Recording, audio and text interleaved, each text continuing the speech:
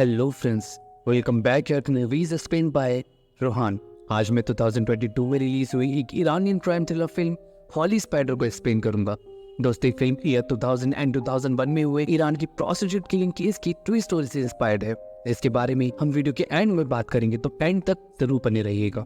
दोस्तों, मैं आपसे प्रॉमिस करता हूँ इस फिल्म का हर एक पार्ट आपको किसी रियलिटी से कम नहीं लगेगा। अगर बात की जाए इसकी रेटिंग्स की, तो IMDb पर इसकी रेटिंग 7.3 आउट ऑफ 10 है और रॉटन टोमेटोज पर ये 83% फ्रेश है, जिससे साफ पता चल रहा है कि फिल्म कितनी बेहतरीन है।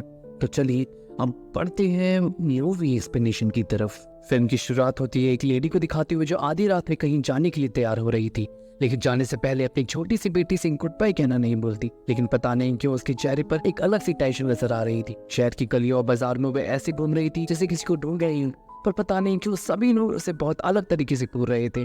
लेकिन वो लोग ऐसा क्यों कर रहे थे, उसका पता हमें अगले सीन में ही चल जाता है, जब कई आदमी उसके साथ बदतमीजी करने की कोशिश करते हैं। एक्चुअली लेडी एक प्रोस्टिट्यूट थी जो हर रात इसी तरह शहर की सड़कों पर रात के अंधेरे में किसी ऐसे आदमी को ढूंढती थी तो उसको अच्छे पैसे ऑफर कर सकता था।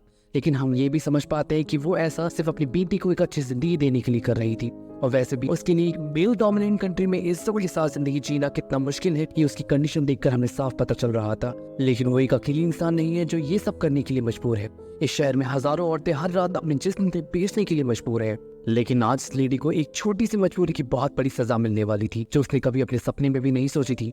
आज जब वो हर बार की तरह रोड पर खड़ी थी, तभी एक आदमी आता है जो उसे उसके साथ चलने के लिए काफी सारे पैसे ऑफर करता है और पैसों के लिए वो लेडी भी उसके साथ जाने के लिए मान जाती है। लेकिन आज पहली बार से कुछ अच्छी फीलिंग नहीं आ रही थी, ऊपर से इस आदमी का बिहेवियर भी बहुत खराब था। तो फाइनली ये लेडी उस आदमी को मना करके यहाँ से जाने लगती है और तब इस आदमी का असली चेहरा सामने आता है। वो इस लेडी को पटक कर जमीन पर गिरा देता है और उसका दम घुटने लगता है और उसे मारने लगता है।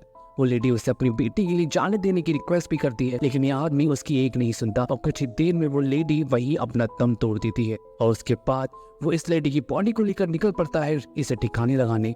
लेकिन ये आदमी कौन था और उसने ऐसा क्यों किया, ये हमें पता नहीं चलता। हम उसके हाथ में तो बस एक रेड कलर की रिंग को ही देख पाते हैं। अब हमें कुछ दिनों बाद के समय दिखाया जाता है और हमारी मुलाकात होती है रहीमी नाम की एक लड़की से, जो अभी अभी शहर में आई थी।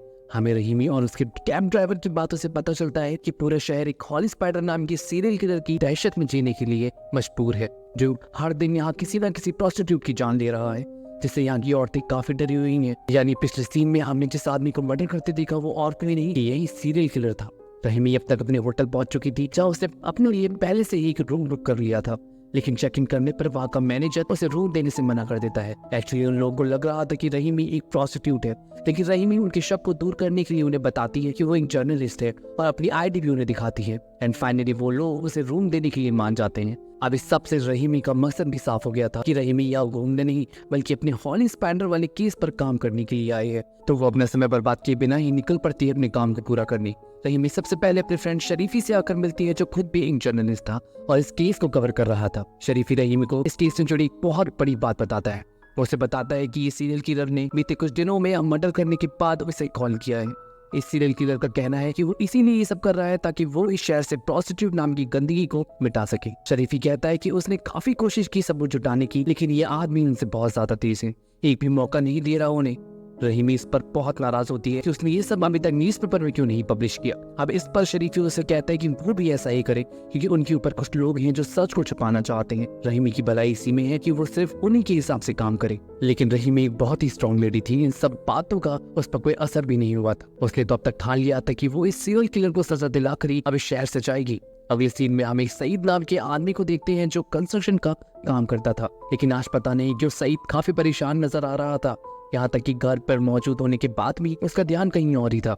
उसकी वाइफ को तो उसकी बहुत फिक्र होने लगी थी, लेकिन सईद उसे कैसे भी करके समझा देता है। इधर रहीमी इस केस के बारे में और जानने के लिए इस केस की पुलिस इंचार्ज से आके मिलती है, लेकिन मीडिया ने अब तक पुलिस को काफी बदनाम कर दिया था, तो वो पुलिस इंचार्ज रहीमी से कुछ ठीक तरीके से बात नहीं करता और उसको खाली हाथ ही वापस लौटना पड़ता है। लेकिन रहीमी ने अब तक हिम्मत नहीं आ रही थी, वो कुछ सबूत ढूंढ के खुद ही सड़कों पर घूमने लगती है।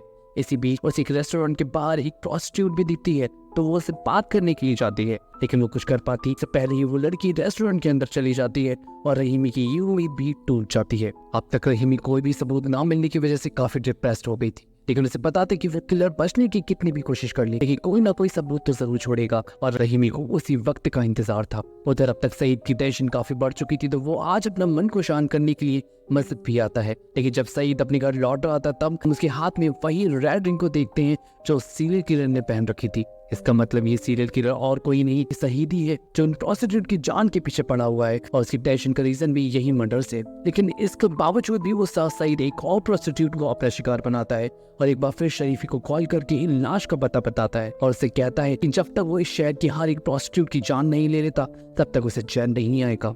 रहीमी को तो अभी तक समझ नहीं आ रहा था कि अब तक पुलिस को कोई सबूत कैसे नहीं मिला। उसे तो लग रहा था कि पावर में बैठे कई शख्स उस किलर को बचाने की कोशिश कर रहे हैं। तो वो शरीफी की सास उसी दिन शहर की सुप्रीम से मिलने जाती है, लेकिन उसके सवालों से साफ पता लग रहा था कि वो उन्हीं पर उंगली उठा रही थी।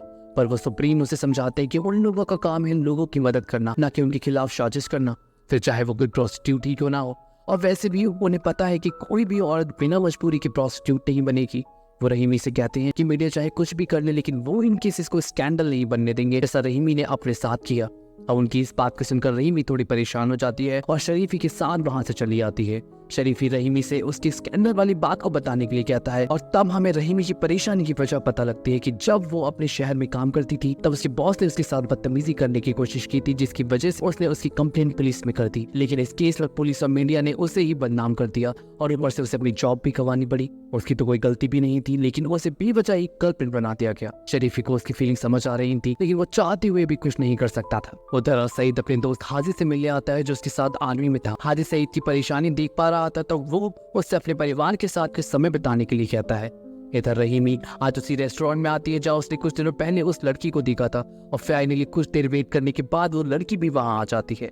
लेकिन आज इस लड़की की तबीयत थोड़ी खराब थी, तो रहीमी उसको संभालती है और एक ड्रिंक ऑफर करती है। रहीमी को पता लगता है इस लड़की का नाम सोगरा है और वो एक प्रोस्टिट्यूट है।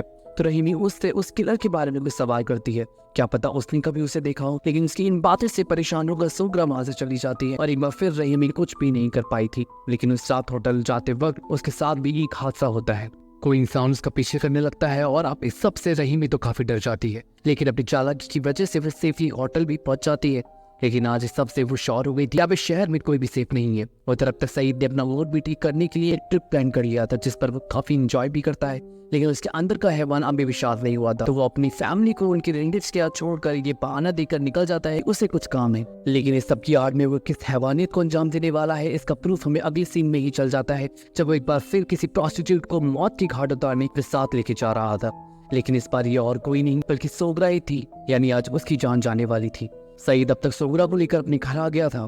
पहले तो सब कुछ ठीक चलता है, लेकिन सोगरा जैसे ही अपना ध्यान उस पर से हटाती है, सईद उसकी भी दम घुट कर जान ले लेता है और वो बेचारी सोगरा तड़पने के अलावा कुछ नहीं कर पाती। लेकिन आज सईद भी प्रॉब्लम में आ चुका था, क्योंकि अब तक उसकी वाइफ फातिमा भी घर वापस लौट चुकी थी। सईद जल्दी से सोगरा की लाश एक कारपेट पे पैक कर देता है और उसे छुपा देता है।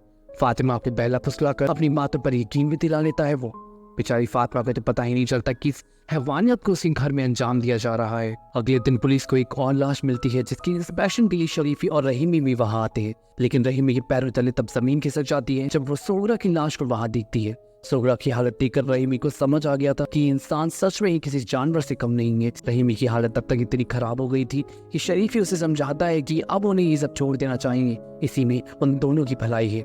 लेकिन रहीमी नहीं मानती। अब इस इंसान से हर लड़की की मौत का बदला लेना था, जिसे उसने जानवर जैसी मौत दी थी। उस रात उससे मिलने वही पुलिस इंचार्ज आता है जो इस केस को संभाल रहा था। लेकिन रहीमी को उसके इरादे कुछ ठीक नहीं लगती, तो वो उसे वहां से जाने के लिए कहती है। लेकिन वो रहीमी के साथ बदतमीजी करने लगता है, लेकिन कुछ देर में वहां से चला भी जाता है, क्योंकि उसे पता था रहीमी का एक आर्टिकल उसकी पूरी जिंदगी को बर्बाद कर सकता था। पर इस सबसे रहीमी का पुलिस पर से भरोसा उठ चुका था। अगले दिन शरीफी और रहीमी उस जगह पर भी जाते हैं जहाँ सोगरा रहा करती थी। वहां जाने पर रहीमी को सोगरा की मां मिलती है, जिससे वो सोगरा के बारे में बात करती है। लेकिन सोगरा का नाम सुनकर वो रहीमी पर काफी गुस्सा करती है और उसे वहां से चले जाने के लिए कहती है। लेकिन रहीमी दोबारा कोशिश करती है उनसे बात करने की, और इस बार उनके अंदर का इंसान भी जवाब दे देता है। वो रहीमी को बताती है कि सोगरा आखिरी बार एक सईद नाम के इंसान के साथ थी। उन्होंने सईद को पहले भी कई बार सड़कों पर से औरतों को ले जाते हुए देखा है, लेकिन वो औरतें फिर कभी वापस नहीं आई। वो पुलिस के पास भी जाना चाहती थी, लेकिन उन जैसे लोगों की बात पुलिस कहीं सुनती है। रहीमी को अब फाइनली एक सस्पेक्ट मिल चुका था, लेकिन वो कंफर्मेशन के लिए खुद उस जगह जाती है जहाँ शहीद आता था, और वहाँ पर काम करने वाला एक आदमी भी रहीमी को वही बातें बताता है जो सोगरा की मां ने उसे बताई थी। अब रहीमी को सच पता लग गया था, तो वो सबसे पहले शरीफी को कॉल करती है शरीफी उसे पुलिस के पास चलने के लिए कहता है, लेकिन रहीमी को उन पर भरोसा नहीं था, तो वहाँ जाने से मना कर देती है। रहीमी के दिमाग में कुछ और ही चल रहा था। उधर अब तक सईद ने एक और इंसान की जान लेनी थी, लेकिन अब तक वो पूरी तरीके से पागल हो चुका था। ऊपर से इस बार बॉडी दिखाने लगाते वक्त उसके हाथ में चोट भी लग जाती है। इधर अब तक रहीमी हर रात उसी सड़क पर सईद का वेट करने लगी थी। एक्चुअली वो शरीफी के साथ मिलकर सईद को रंगे हाथों पकड़ना चाहती थी, जिसके लिए अपनी जान भी दांव पर लगाने का फैसला कर लिया था। शरीफी से समझाता है ऐसा ना करने के लिए, लेकिन अब रहीमी नहीं मानती और पीछे हटने से मना कर देती है। आज रहीमी पूरी तरीके से तैयार थी उसके लिफ्ट को पकड़ने के लिए, तो वो बहुत सारा मेकअप करके उसी रोड पर खड़ी हो जाती है जहाँ सईद आया करता था। इधर प्लान के अकॉर्डिंग शरीफी भी उस पर नजर रखे हुआ था और आज फाइनली सईद वहाँ आ भी जाता है, लेकिन उसे देखकर रहीमी की तो हालत खराब हो जाती है। कुछ भी हो, है तो वही कातिल ही ना, लेकिन वो हिम्मत कर तो सईद के साथ चलने के लिए मान जाती है और शरीफी को इशारा करती है उसका पीछा करने के लिए। लेकिन अनफॉर्चुनेटली किस्मत आज उनके साथ नहीं थी। सईद और रहीमी पलक झपकते ही शरीफी की आंखों से गायब हो जाते हैं और शरीफी को अपने पीछे ना पाकर रहीमी की टेंशन बढ़ जाती है। लेकिन उसे सोरा की मौत का बदला लेना था, तो अपने आप को संभाल भी लेती है, लेकिन उसे अब अकेले ही इस प्लान को अंजाम देना था। वो सबसे पहले वॉशरूम में जाकर रिकॉर्डर ऑन करती है ताकि वो सईद को रिकॉर्ड कर पाए। इधर सईद भी उसे मारने की पूरी तैयारी में था और फिर उसे जैसे ही मौका मिलता है वो रहीमी पर हमला कर देता है। लेकिन रहीमी को इस बात की भनक पहले से ही थी, इसलिए उसने यहाँ आने से पहले एक नाइफ अपने साथ रख लिया था और वो सईद को उस नाइफ से डराकर वहां से निकलने में कामयाब हो जाती है। और फाइनली सईद को पकड़े जाने का डर भी सताने लगा था, जो अगले दिन ही सच हो जाता है जब पुलिस सईद की घर आज पहुंचती है। एक्चुअली इस रिकॉर्डिंग की मदद से रहीमी ने पुलिस को मजबूर कर दिया था सईद को पकड़ने के लिए और पुलिस को आज सईद को गिरफ्तार करना ही पड़ा। उसकी बेटी अली और फातिमा को तो समझ नहीं आ रहा था कि उनके साथ हुआ क्या है। फाइनली आज रहीमी और शरीफी की कोशिशों से सईद को सजा मिलने वाली थी।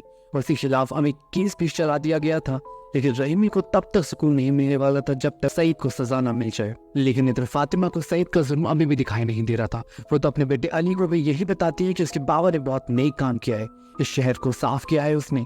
ऊपर से शहर के लोग सईद को सपोर्ट कर रहे थे, जिससे अली सईद को अभी हीरो मानने लगा था। लेकिन किसी को समझ नहीं आ रहा था कि सईद ने 16 औरतों की जान ली है, जो सिर्फ एक हैवान ही कर सकता है। भगवान के नाम पर उसने अपनी ख्वाहिशों और पागलपन को पूरा किया था और कुछ नहीं। आज सईद को कोर्ट में पेश किया जाता है, लेकिन वो खुशी खुशी अपने सारे जुर्म कबूल कर लेता है। उसे देखकर साफ पता चल रहा था कि उस अपनी की पे बिल्कुल भी पछतावा नहीं है। ऊपर से उन लड़कियों के पेरेंट्स भी उनके खिलाफ बोलने से मना कर देते हैं, क्योंकि उन्होंने तो बस अपनी बदनामी की ही पड़ी थी और उनका कहना ये भी था कि ये सब करने से उनकी बेटियां तो वापस नहीं आने वाली। अब तक ये एक सियासी मुद्दा बन चुका था। कई बड़ी लोग सईद को बचाने की कोशिश कर रहे थे, क्योंकि उसने कई सालों तक सरहद पर उनकी सेफ्टी का ख्याल रखा है। रहीमी को अब लगने लगा था कि कहीं सईद को छोड़ ना दिया जाए, लेकिन शरीफी उसे समझाता है कि मीडिया वालों ने सुप्रीम पर काफी प्रेशर बना के रखा हुआ है, वो कोई भी गलती नहीं करेंगे। फातिमा और अली सईद को बचाने की काफी कोशिश कर रहे हैं, लेकिन सईद को भी उनकी सारी कोशिशों पर पानी फेर देता है और अपनी गलती मानने से मना कर देता है। अब इस सबसे फातिमा की हिम्मत तक टूट चुकी, लेकिन सईद अली से बात करना चाहता था। अली उस सब के बारे में पूछता है कि उसने कैसे उन 16 औरतों को मारा है, और सईद अपने हर जुर्म की डिटेल अली को बताता है। एक छोटे से बच्चे को जुल्म करना सिखाता है वो, लेकिन अली के चेहरे पर भी एक अलग सी चमक थी, मानो इस सब में उसे बहुत मजा आ रहा हो। रहीमी यश फातिमा और अली का इंटरव्यू लेती है, लेकिन फातिमा बाहर भी सईद को बचाने की कोशिश करती है। तो सईद का इंटरव्यू भी लेती है, जो साफ साफ कह देता है वो सब उसका कुछ नहीं बिगाड़ सकते, वो बहुत जल्द ही वहां से बाहर होगा। लेकिन आज सईद की खुशी भी दुख में बदलने वाली थी, क्योंकि आज उन लड़कियों को इंसाफ मिलने वाला था। उसे आज फांसी की सजा सुनाई जाती है। फातिमा उसका पूरा परिवार सईद से मिलने आता है और उसे अब अपने गुनाह को मानने के लिए कहता है। सईद भी अब तक टेंशन में आ चुका था, लेकिन तभी उसका फ्रेंड हाजिफ से मिलने आता है, जो कहता है उस वक्त उसे बचाने के सारे इंतजाम कर दिए हैं। उसे जिस दिन फांसी होगी उसके लोग उसे वहां से निकाल लेंगे, बस ये बात वो किसी और को ना बताए। सईद को तो एक बार फिर से अपने किए पर बहुत गर्व होने लगा था। वो एक बार फिर से बहुत खुश हो जाता है और फाइनली आज वो दिन भी आ जाता है जब उसे फांसी देनी थी। शरीफी और रहीमी आज बहुत खुश थे कि उन लड़कियों को आज सच में इंसाफ नहीं था। इधर सईद को अब तक उस जगह ले आया गया था जहाँ उसे फांसी देनी थी। वो खुशी खुशी वहां से एग्जिट की तरफ बढ़ने लगता है, लेकिन तब उसे बहुत बड़ा झटका लगता है, क्योंकि ये लोग उसे बाहर निकालने की बजाय फांसी पर टांग देते हैं। उसके दोस्त हाजी ने उसे झूठ बोला, भले वो उसका दोस्त था, लेकिन उसे भी पता था कि सईद ने बहुत गलत काम किया है। एंड फाइनली आज सईद के साथ वो होता है जो सच में ही डिजर्व करता था। जो दर्द उसने उन लड़कियों को दिया आज उसे भी वही मिला। एट द एंड एक सीन रहीमी को देखते हैं, जिसका काम अब खत्म हो चुका था और वो अपने घर अब वापस लौट रही थी, लेकिन पता नहीं क्यों अपनी जीत के बावजूद भी वो थोड़ी परेशान थी, जिसकी वजह हमें अगली इस सीन में पता लग जाती है, जब वो सईद के बेटे अली का इंटरव्यू देखती है, जिसमें अली उन लड़कियों को सईद ने कैसे मारा वो रहीमी को बता रहा था। उसके चेहरे पर वैसा ही पागलपन था जैसा सईद के चेहरे पर था। तो क्या अब वो दूसरा सईद बनेगा? God knows. फिल्म में ही एंड हो जाती है। दोस्तों अब बात करते हैं इसके ट्रू इंसिडेंट के बारे में। दोस्तों ये कहानी है ईरान के मशहूर शहर की, जहाँ ईयर 2000 और 2001 में एक हॉली स्पाइडर नाम से famous serial killer Saeed Hanaei ने 16 प्रोस्टिट्यूट का मर्डर किया। लेकिन इस सब के बावजूद भी वो रिलीजियस ग्रुप्स के लिए एक हॉलीवुड हीरो बन गया। लेकिन उसे उसके जुर्म की सजा भी दी गई। उसे 2001 में फांसी पर लटका दिया गया और ये ईरान का मोस्ट फेमस मर्डर केस बन गया। दोस्तों मैंने काफी टाइम बाद इतनी बेहतरीन क्राइम थ्रिलर मूवी देखी है और वो 18+ है, क्योंकि इसे बहुत ही रियलिस्टिक तरीके से शूट किया गया है। तो आप इसे अपनी कॉन्सेंट पर ही देखिएगा। आपको ये फिल्म का एक्सप्लेनेशन कैसा लगा मुझे कमेंट सेक्शन में जरूर बताइएगा। ऐसे ही और एक्सप्लेनेशन के लिए please like, share and subscribe my channel. मिलते हैं अगले वीडियो।